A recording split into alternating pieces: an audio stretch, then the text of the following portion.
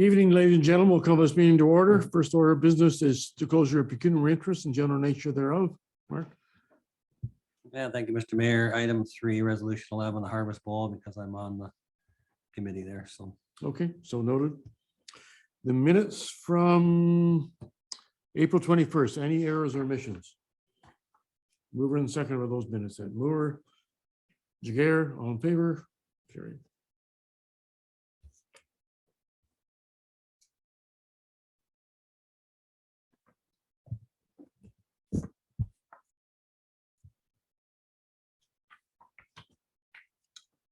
The presentation has been canceled, so now we'll go to the public meeting.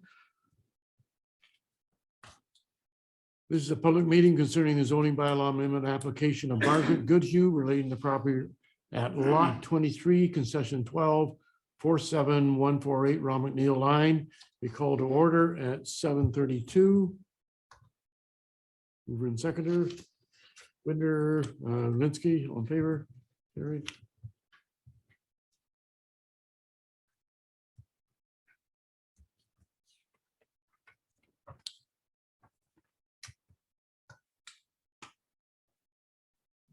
Purpose of the meeting is to change the zoning classification from large lot agricultural A3 zone to small lot agricultural A4 zone for surplus farmhouse dwelling parcel and special agricultural A2 zone for the retained farmland parcel. The applicant is Margaret Goodhue, authorized agent is Helen Button, Gunn and Associates. Property located at lot 23, concession 12, formerly township of South Dorchester, known as 47148 Ron McNeil line. Alice, can you advise the confirm the method and date of notice, please?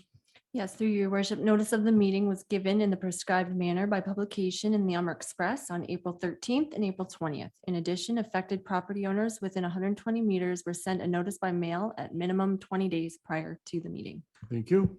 Adam, can you give us an overview, please? Thank you, your worship. So this application is an implementing zoning bylaw amendment as a condition of a severance to dispose of a dwelling deemed surplus as a result of a farm consolidation. Council would have seen the consent or the severance application at a prior meeting. The Land Division Committees supported the configuration that we see on page 20 of tonight's council agenda. So as council is aware, a surplus farmhouse severance is required to do two things: zone the severed dwelling lot to be in accordance with the zoning bylaw for undersized non-farming residential properties, and as well as to place the retained farmland into a agricultural zone that has all the same requirements of an agricultural zone, except it has the prohibition on the establishment of any new dwellings on the farmland. So unless there's any questions from comments or those in attendance, there's nothing further to add to Christine's report. Okay, thanks, Adam. Helen, have you got anything further to add? No, if there's any questions, then I can answer. I'm here for that, your worship, but otherwise nothing to add. Okay, thank you. Questions from council, either to staff or to Helen? Seeing none.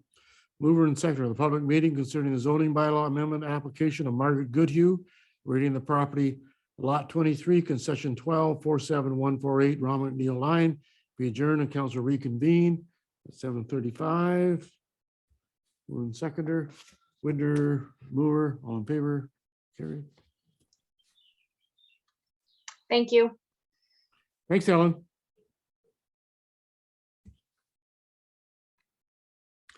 And mover and seconder, report number DS 22-23 entitled zoning bylaw amendment application of Margaret Goodhue be received.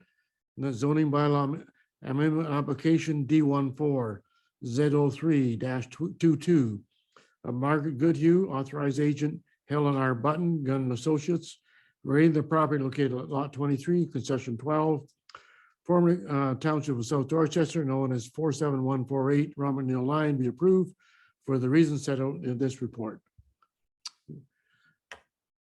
Linsky and Lewis, all in favor, carried.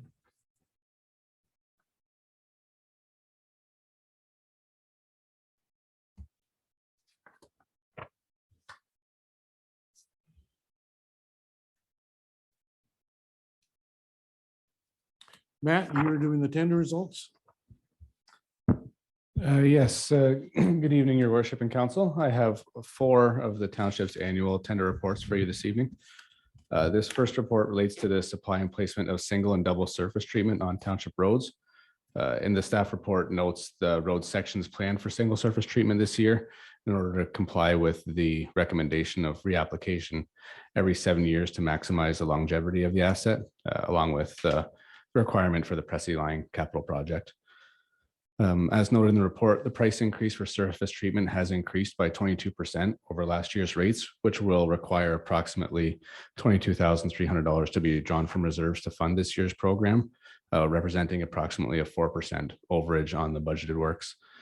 While noting this overage, staff don't recommend revising the program or dropping a road section off the consideration, which would put higher deterioration at risk, but rather staff recommend proceeding with the program as shown and award the work to Duncor Enterprises. Again, noting the overage is approximately 4% above the projected operational budget cost. So I'd be happy to answer any questions council may Okay. have. Thank you, Matt. Questions from Matt? Actually, I'm surprised it's only 4% above, seeing that last time I filled up with fuel, a diesel fuel was $1.20 and the last time was almost over $2. So yeah, so that's not a bad deal. Any questions for Matt? Mark? Thank you, Mr. Mayor, through to Matt. Matt, I see we're asking for the 2-year warranty, which I totally agree with. Are we the only ones that asked for the 2-year warranty?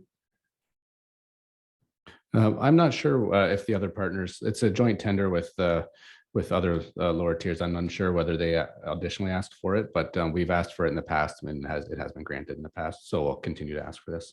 It certainly pays off because there's been issues before. So thank you. Any other questions for Matt? Seeing none, mover and seconder, report number PW 2226 entitled tender results 2022 supply and place surface treatment be received. And the 2022 supply and pay and surface treatment be awarded to Duncor Enterprises, Inc. Mayor and clerk be authorized to enter an agreement with Duncor Enterprises of Barrie, Ontario for the purpose of completing the 2022 surface treatment program. Lewis, Widner, all in favor? Carried.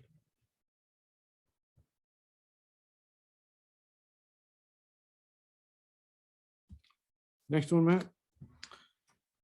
Yes, through you, your worship. This next report relates to the tender award for center and edge line painting on township and county roads, which we are responsible for the maintenance of.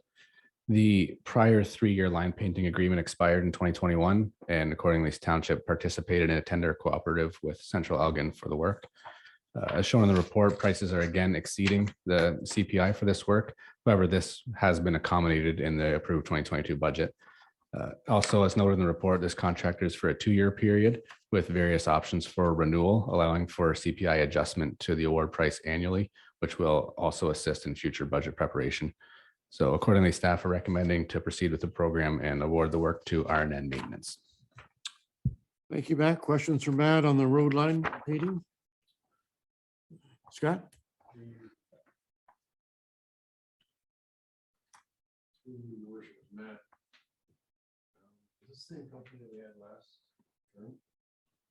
That's correct. It is the same company.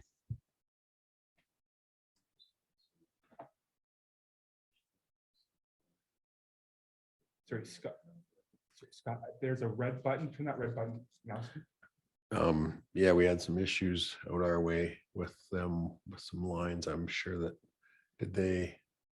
will they come good for anything like we had the incident with last time? And they were a little bit not so straight, I guess is the best way to put it. Yes, that would be a quality control concern that it is typical in the industry. That's something that we do have to keep an eye on, recognizing where they're working and keeping an eye on things. It's not related to any single contractor, but it is a difficult industry, especially on the rural road system, noting edge creep, things like that, where you get your lines from. But it's a quality control thing that we'll strive to keep an eye on to make sure that we get as straight as possible. Mark? Yes, thank you, Mr. Mayor. I believe that was the first contractor that there may have been some wavering in the road. I think the second contractor tried to straighten it up as best he can. Just as a kind of funny story, I had an Amish fellow ask me, do they use any special equipment when they do that? I said, I don't think so. He said, well, it doesn't look like it. Because it was just like plow like that. He says, Any other questions for Matt? Mover and Center, report number PS 2227 entitled Tender Results, Road Line Painting Contract be received. That center line painting contract be awarded to Ran N Maintenance 222-8977 Terrio Lane. And the mayor and clerk be authorized to enter an agreement with Ran N Maintenance 222-8977 Ontario Limited of Guelph, Ontario for the purpose of completing the center line painting program. Moore and Widner, all in favor? Carried.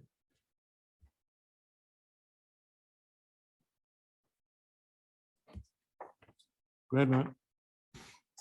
Yes, through you, Mr. Mayor. This next report is relating to the application of dust control on township roads.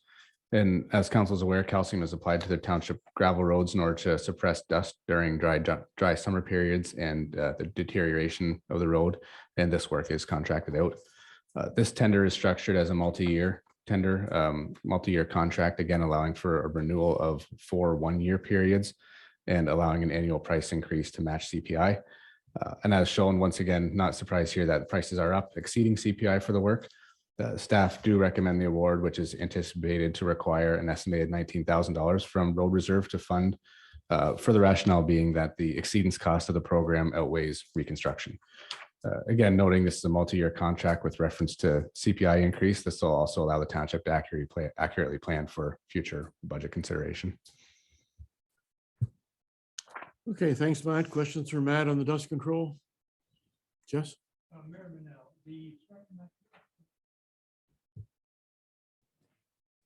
Mayor Manel,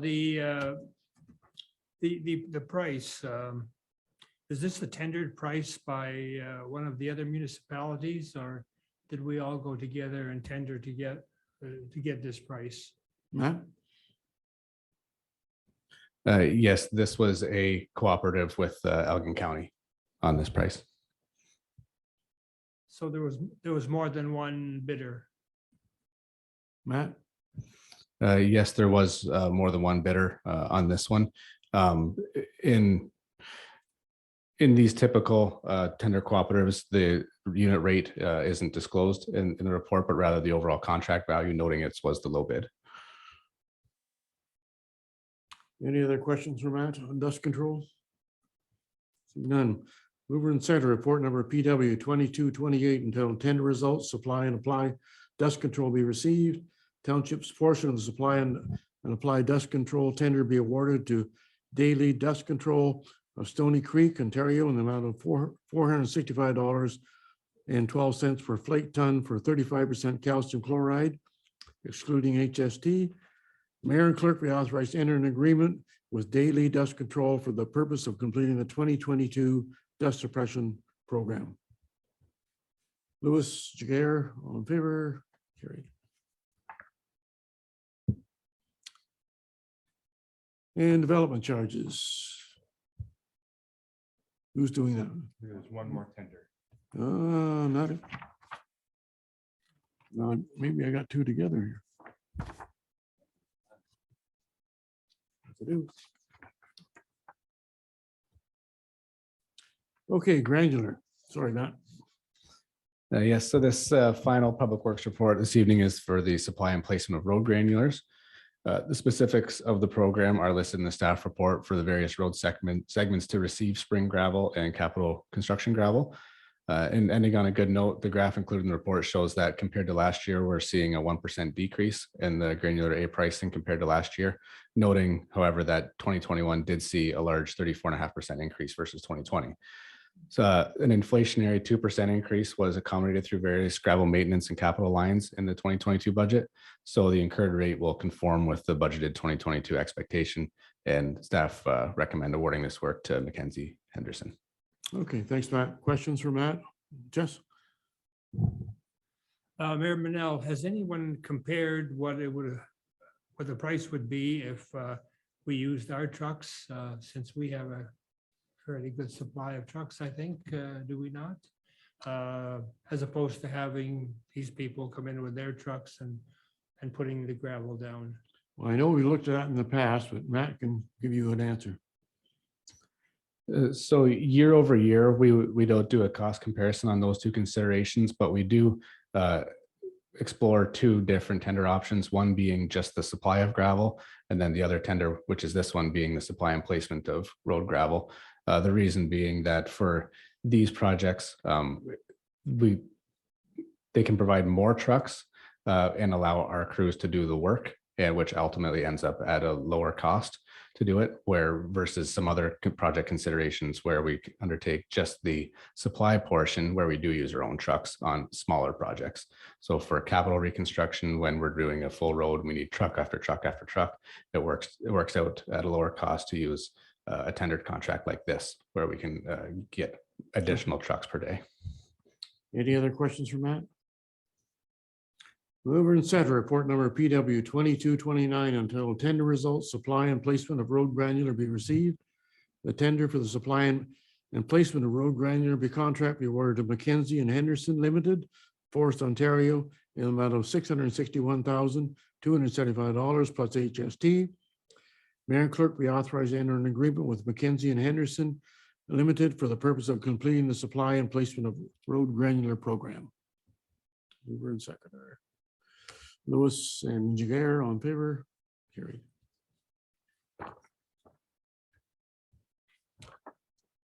Development charges, Adam, are you doing that one? Thank you, Mr. Mayor. This is a legislatively required report under the Development Charges Act, which details our development charges activity for 2021. There's a few items I would like to bring to council's attention just for bringing further context to the report. So first off, historical context, 2020's collections were 197,700. 2019's were 218,400. 2018 was 141,400. And 2017 was 166,700. In future iterations of the report, we will add that historical context for reference. Also, you may have noticed the interest on our development charges account was rather low for 2021. There was a reconciliation issue between our DC reserve and our DC bank account that resulted in an adjustment, but that adjustment hasn't been posted in 2021. It will hit our 2022 statement. The adjustment isn't very significant, as interest earned on a general operating bank account is relatively low, which cuts to the heart of an issue I want to bring up. The township is taking steps to ensure its excess cash is invested in earning return, which will thereby protect against inflation. So earlier in the year, we did end up moving some of our development charge balance into a cash flow GIC until a full investment strategy could be made. The township's investments may, and my related recommendations to improve them will be the subject of an upcoming report to council. Lastly, as noted in my report, a good sum of money sitting in our development charges account was de-restricted in accordance with the Development Charges Act. This resulted in a reallocation from our DC reserve to some of our other reserves, which fund our capital program. This benefits the taxpayers, as healthier reserves reduces our need to increase transfers to these reserves through future budgets, which will result in comparatively low tax burdens for residents. So just wanted to share that good news story. Thank you.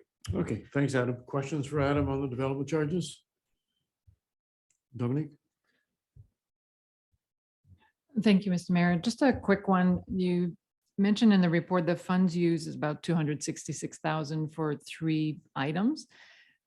And but in the actual legislated report, you have to break it down per different categories: highway, protection, administration. So I was trying to reconcile that, like, how do you spread the 266,000 over those 5 categories?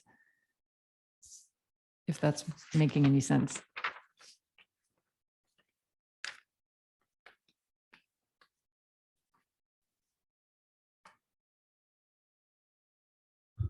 Thank you. So in the attachment, there is a line which breaks down the 266 by category.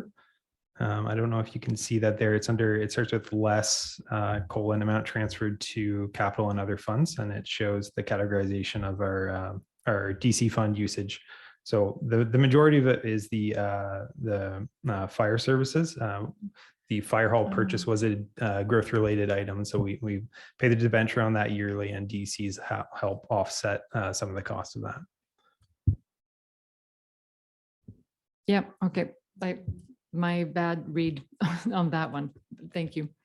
Okay, any other questions for Adam on development charges? Mover and seconder, the report number FIN 2214 entitled 2021 Development Charges and Reserve Fund be received. Winder and Jagger, all in favor? Carried. And Adam, you're doing the Harvest Bowl.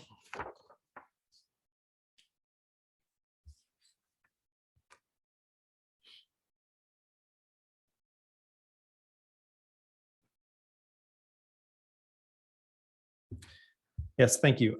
Council is being asked to consider Harvest Bowl's 2021 community grant application for $1,968.57. They incurred $2,968.57 in rental fees at the South Dorchester Community Hall while using the space to prepare vegetables and assemble soup kits. So they've paid $1,000 thus far. The application was submitted late and therefore would be rejected under our current policy in normal circumstances. Despite our policy, my judgment was to allow this to come forward to council to be considered for a few reasons. We wanted to respect council's high degree of control it exercises over this particular process. The township has a history of working with and supporting the applicant. The applicant is applying for a waiver of fees, which is difficult to quantify until you've actually incurred the fees. And we have a 2021 grant surplus to an event cancellations relating to COVID. Thank you. Okay, thanks, Adam. And I'm sure you've passed on the information that if I know they're looking for another location, but in the event that they don't find another location for 2022, that they should have this on time for our grant application. So you passed that information on? Okay. And certainly, Yes, I have. Yeah. you know, I mean, I certainly support what they're doing and I agree with the recommendation, but the process should be in line. So questions for Adam? Mover and seconder, the report number FIN 2215 entitled Harvest Bowl Grant Application be received. Harvest Bowl 2021 facility rental fees in the amount of $1,968.57 be waived. Director of Finance be directed to commit $1,968.57 the 2021 project surplus to the fund Harvest Bowl 2021 waiver of fees. Blinsky, Moore, all in favor, carried.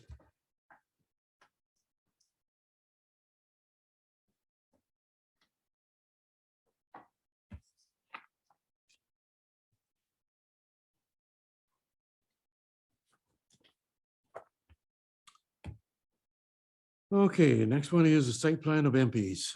Adam.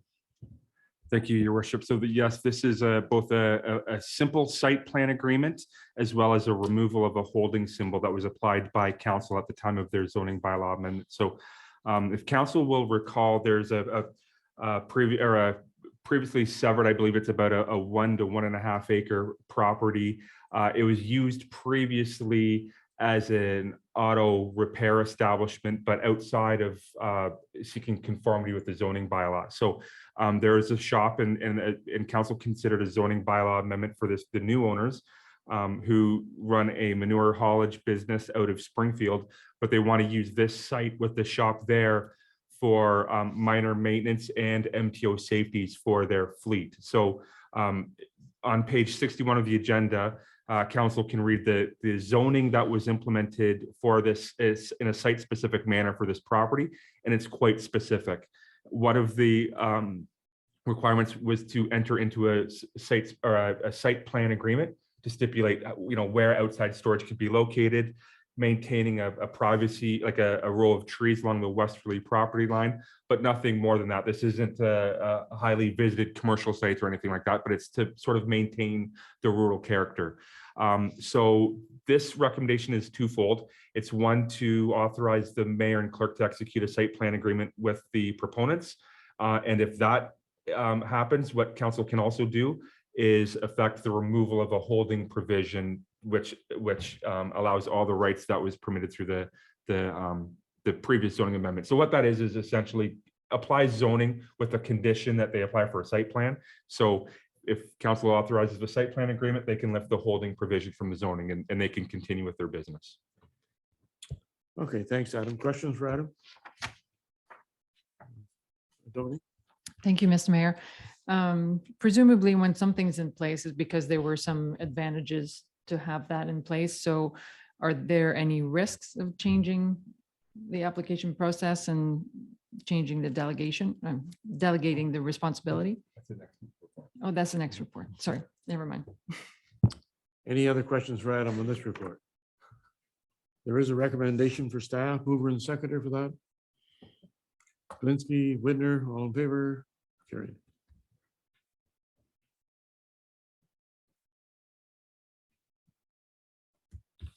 Okay, the next one, Adam.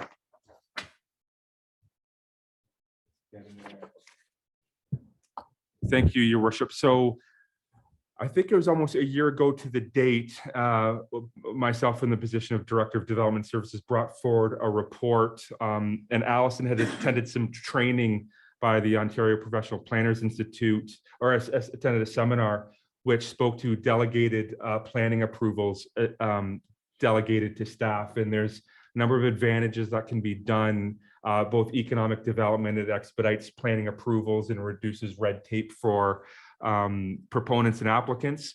And I stated in that report, there's a number of options that council could consider, but obviously more often than not, what's becoming common across the province at least, is that site plan control is the common planning application that's delegated to staff. And why that is I would like to compare site plan to planning's version of the building permit.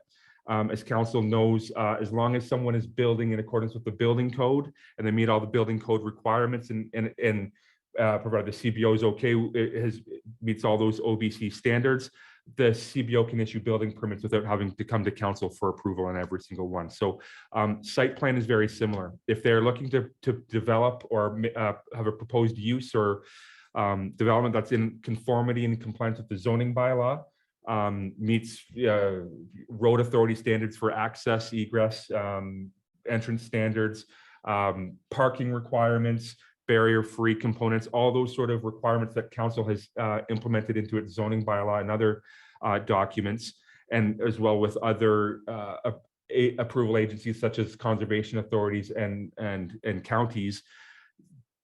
There should be, provided they check all those boxes, there should be little reason that council, they need to seek council approval. So what I've brought forward for council's consideration is a delegating bylaw that would put the approval authority, and it is just an approval. And what I've noted in my report, if there's something where they aren't checking the boxes and staff or an approval agency wouldn't be in a position to be able to support a site plan, that would come to council the way this bylaw is written for council's consideration. If there's any disagreement between what the proponent is asking for and what staff may disagree with, or in accordance with bylaws and zoning such, that would come to council. One thing I would also want to add, it's not in the report because the province has come out with legislative changes to the Planning Act, is they've actually mandated that effective July 1st, that site plan decisions shall be delegated to staff. So what was an option or consideration in the last 5 years across the province is now mandating that site plan be delegated to staff. So the bylaw is not written as per this more recent legislative changes to the Planning Act. It's still in a position where if they're not meeting township zoning bylaw or other requirements, it would come to council for final approval and consideration. And council, the decision would rest with council to either deny the site plan and have them go back to the drawing board, or council may agree with the developer notwithstanding and approve a site plan. So there may be some questions about this. I'm willing to answer them. In addition to delegating approval authority, I've added some things that can be appropriate. And it comes with my experience in planning with both agricultural and residential development. Those two forms of land use are typically exempt from site plan control. But in this day and age, there's always opportunities to get a minor variance or a zoning amendment to build a bigger barn or move a house closer to a lot line or something like that. And it's not to say that site plan like skirts that process. What it does is it gives council an extra tool to consider those sort of requests. So if a house is moving closer to a lot line or a setback requirement, well, maybe a fence or a row of trees or some more other mitigating measure might help that decision, and site plan is a mechanism that can help that. Or if someone wants to build a bigger barn and reduce an MDS setback, again, there's mechanisms under site plan control that council could use, whether it's buffering or some sort of odor mitigation that can help those sort of decision-making opportunities. So with that, if there's any further questions from council, I can answer. Okay, thanks, Adam. Questions for Adam? Jess? Mayor Manal to Adam. There was something in there about the number of portables that a school board can have on the grounds. And I believe it was 2. I'm not sure. How many do we have? Mayor Manal, do you remember from that letter that you had a week or so ago? I know they're proposing more than 2, but so I'll let Adam respond to that. Okay, so I put, and thank you for bringing that up. I provided an excerpt directly from the Planning Act, which reads and this is an exemption. So the way the exemption for site plan control under the Planning Act reads is the definition of development does not include the placement of a portable classroom on a school site of a district school board if the school site was in existence on January 1st, 2007. So it says, does not include the placement of a portable classroom on a school site. Now, there's ways that other municipalities choose to interpret that, but what I have seen is some municipalities are placing, being quite conservative on that interpretation to say that's one portable unit.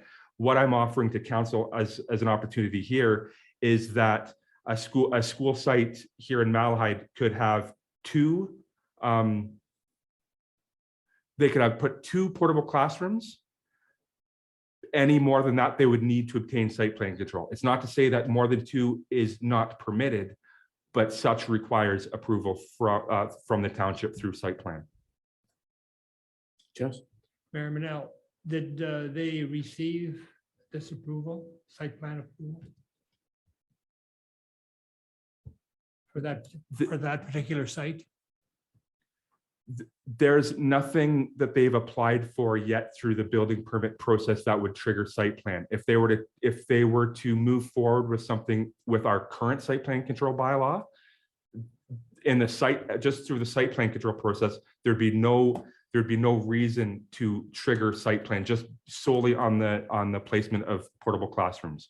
But if this new bylaw was put in place, if they were to put more than 2 portable classrooms on a school site, that would trigger a site plan control with the township. They would have to justify that the sewage system and water is adequate for any additional. So the onus is on them to prove to us that they've done their homework.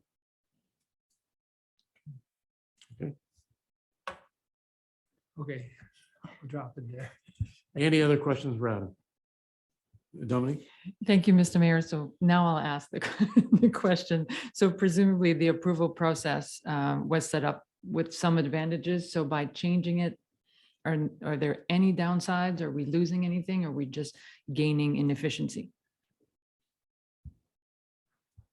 To be quite honest, what was a benefit before it was, and I experienced this, there was some breathing room for staff where there was once we got to an approval point, then there was a waiting for a council meeting.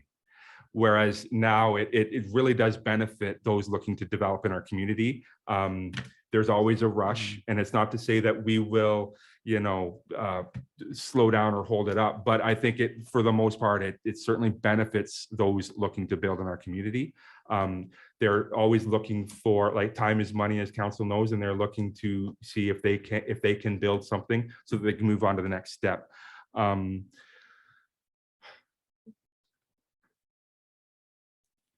I think I've answered your questions there, but what I do want to stress though is that the quality of work that will go into this, staff will still do due diligence. Staff who are reviewing and putting all the comments together, it'll still go into a report that would be sent to myself, and provided all those check marks in zoning bylaw compliance, road requirements, road jurisdiction, all those things that we typically require and report to council on would be reported in the same manner, but would come to myself for final approval if this bylaw is passed. Oh, go Nobody ahead. give it a supplementary? Yeah, just a quick follow-up, Mr. Mayor. So could we then get an update on I don't know, annual or quarterly, where we could see just a list of all the approvals, only just for information? Certainly. I expect site plan activity to increase given what's happening with the market and what's coming up with the pandemic. I would like to seek maybe council appetite on the frequency, whether it's quarterly or twice a year type of thing. But I don't see that as a problem at all. Jess?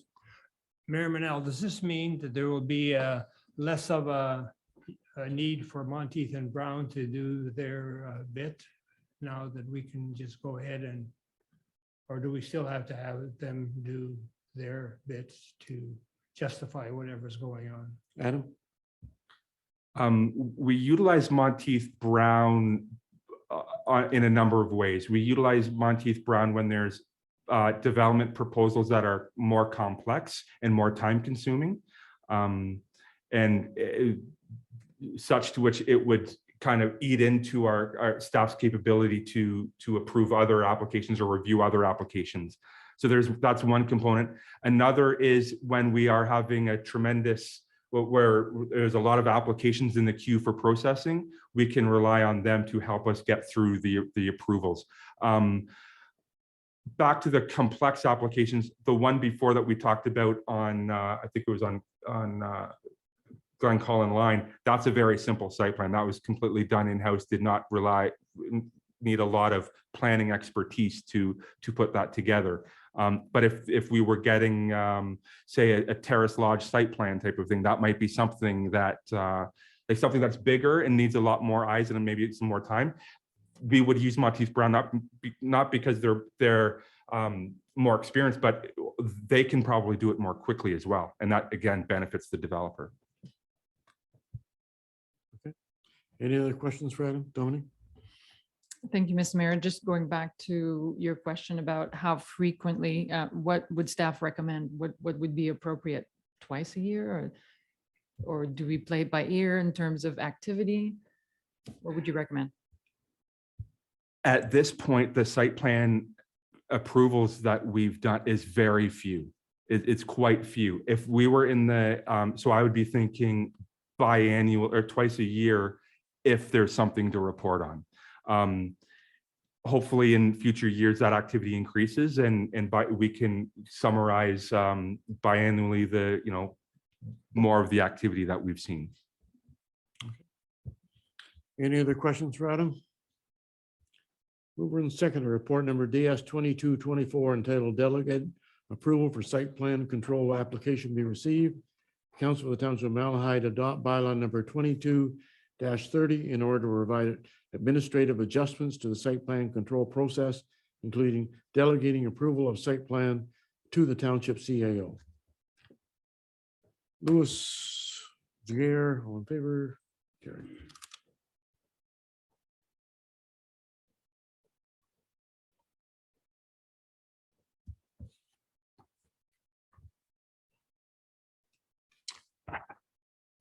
Committee and outside boards, Malahide Budget Committee from April 21st, enter errors or omissions.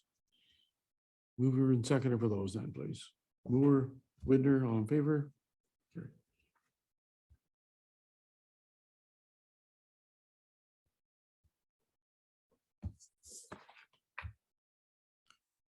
Correspondence, there's 7 items. Anyone wish to make comments or support for any of the 7 items? Mark? Yeah, thank you, Mr. Mayor. Just like to bring up number 4 for discussion, like the town of Gravenhurst about not purchasing any products or we're getting from Russia. I agree with the spirit of it. I mean, the more we can do, the more pressure may put on them, but I just like to bring it up for discussion. If anybody else has any ideas on it. Any comments? I mean, hopefully this thing will be done shortly, but it could drag on for some time, but um, policies across the world have not really created any impingement on Russia for advancing into Ukraine. And every country's had financial impacts on it, but Mr. Putin has decided that this is his mission, and certainly this is not going to hurt, but I don't know how much impact it will have. But I mean, I'm certainly in support of pushing it forward.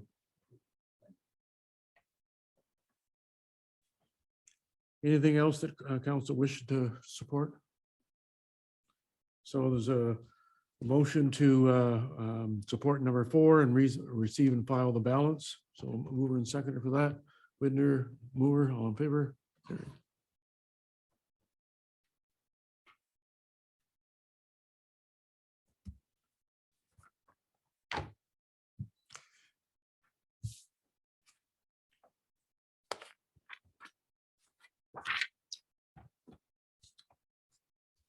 Anything else under other business?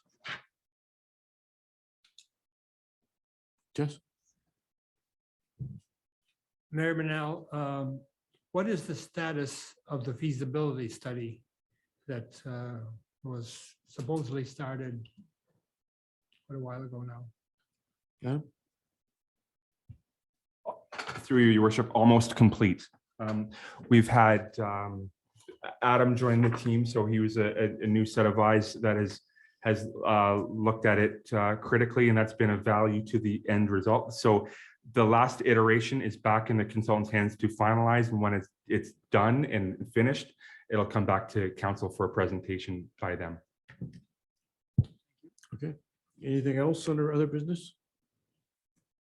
Moving on to bylaws. Mover and seconder, the bylaw number 22-27 being a bylaw to set the 2022 tax rate levies be given a first, second, third reading, properly signed and sealed. Lewis, Widner, or Glinski, all in favor? Carried.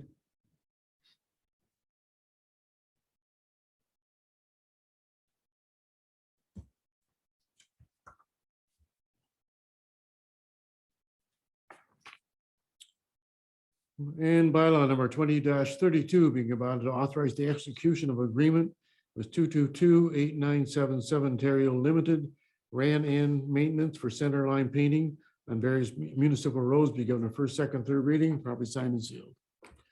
Widner, Lewis, all in favor? Carried.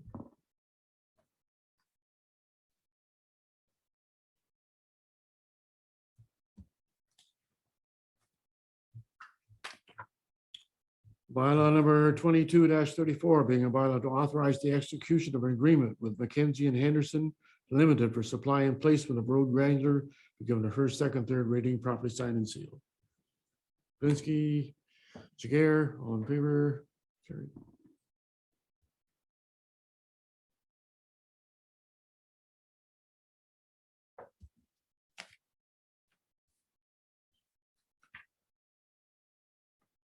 This one? Well, thank you, Allison. Mover and seconder bylaw number 22-33 being a bylaw to authorize the execution of agreement with Daily Dust Control Limited for supplying and to apply dust control be given a first, second, third reading, properly signed and sealed. Jagger, Widner, all in favor? Carried.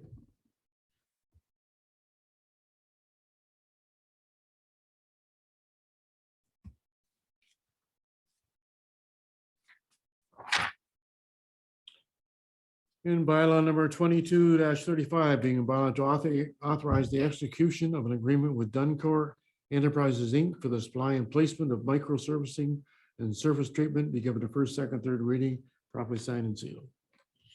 Lewis and Moore, all in favor? Carried.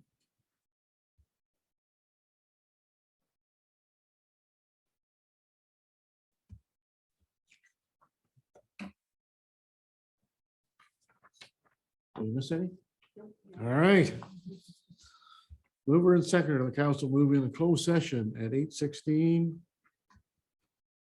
Pursuant to section 239-2 of the Municipal Act 2001 as amended, discuss the following. labor relation or employee negotiation matter relating to staff recruitment matter relating to the IT department.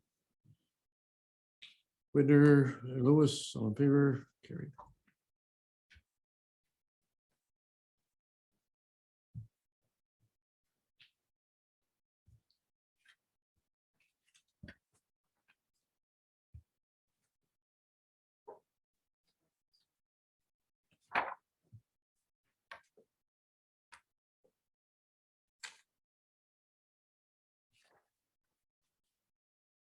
Good. Oh, just a statement that during the closed session, council provided direction to municipal staff regarding labor relations or employee negotiation relating to staff recruitment matter or relating to the IT department, and there's nothing further to report.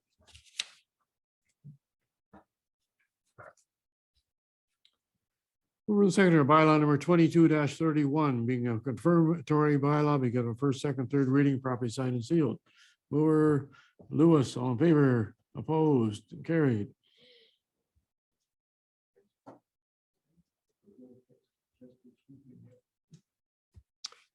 And mover and seconder, council adjourned its meeting at 8:32. To meet again on May 19th at 7:30. Kalinsky and Widner, all in favor, carried.